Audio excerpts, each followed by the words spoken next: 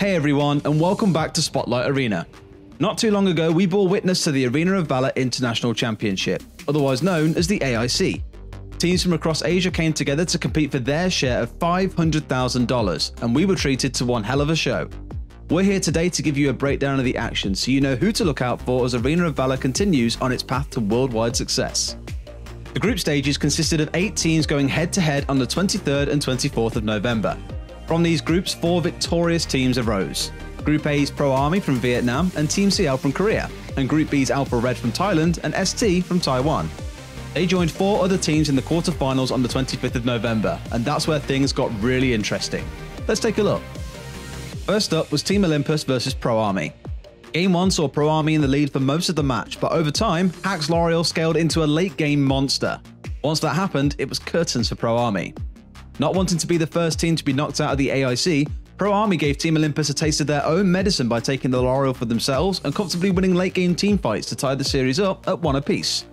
The third and final game was ridiculously close, with the teams ending on a 10-10 scoreline, but as with Game 1 and 2, the team with L'Oreal came out on top. Pro Army became the first team to make it to the semi-finals. Quarterfinal 2 didn't disappoint us either, as Korea's Team CL took on Vietnam's Game TV. Game 1 was neck and neck until the 10-minute mark, which is when Team CL opened up a killer advantage with Pew on Moran, ending the game with 42% of his team's damage. Not content with laying down and waiting to die, Game TV evened things up in Game 2 thanks to Penguin from Team CL arriving a little bit too late to the final team fight. Yet again, a quarterfinal was going to Game 3, and we were in for one hell of a treat. Game 3 was a 25-minute slugfest with neither side showing signs of losing.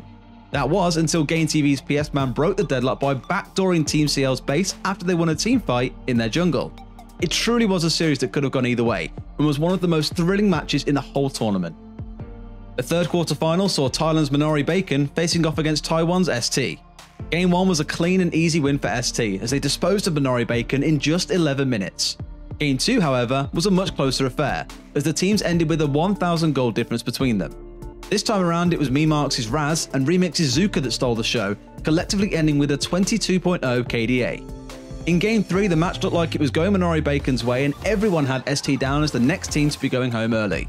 It's hard to disagree when they were sat at a 10k gold deficit, but Minori Bacon invested too hard in trying to bring down Lovers Malak, and ST found the right fight they were looking for, turning the game around and winning the series 2-1. The fourth quarterfinal was between Taiwan's SMG and Thailand's Alpha Red. Given the previous results, you'd expect this game to be a close one too. You'd be sadly mistaken. After 7 or 8 minutes, SMG had complete control of Game 1, taking what they wanted, when they wanted. Alpha Red found it impossible to bring down any member of SMG, resulting in SMG closing the game out with a 15,000 gold advantage in just 12 minutes. The next game was no different. SMG repeatedly won fights and took objectives one by one. We'd love to say it was a close game, but it was anything but, as SMG rounded things out in 10 minutes. The Taiwanese team were arguably one of the strongest coming into the AIC, so the result was somewhat expected, but it was a brutal victory nonetheless. Rounding out Day 3 of the AIC came the semi-finals, with Pro Army, Game TV, ST, and SMG guaranteeing themselves a minimum $40,000 prize regardless of their finishing position. Given the explosive nature of the quarterfinals, you'd be forgiven for expecting these games to be close. And you'd be right, especially with our first series, Pro Army versus Game TV. Game 1 started off with Pro Army taking a comfortable lead. They managed to knock down the mid lane high ground tower without losing any of their own mid lane towers. Despite this, a decisive teamfight at the 14-minute mark went entirely Game TV's way thanks to some impressive plays made by Bishan on Murad. A few minutes later, Pro Army tried to end with the Darkslayer buff, but fell at the final hurdle, leaving Namshin as their only defender. The result went exactly as you'd expect. Game TV took Game 1. Game 2 started very much the same, with both teams clashing horns multiple times in the early game. As the game went on, Game TV began to show that their synergy and team coordination were a level above Pro Army's, taking the game in 14 minutes. All that was left was to see who would be Game TV's opponent in the grand finals. Despite the spectacle of the first semi-final, all eyes were on the second. Could ST do the unthinkable and upset the tournament favourites SMG, or would SMG breeze past their opponents the same way they'd done against Alpha Red? ST managed to secure Ryoma for themselves, a tournament favourite for all teams with a 100% pick ban rate. That didn't matter to SMG though. What did matter was Hanzo on Joker. Game 1 ended as quickly as it began, with SMG picking up a victory in just 10 minutes with a 13-1 scoreline. Hanzo dealt 32.6% of his team's damage to heroes, showing everyone why Joker is a hero that must be feared and respected no matter the situation. Game 2 was much closer, with ST holding their own for the first 10 minutes of the match, but SMG were relentless, not wanting to give ST any way back into the game.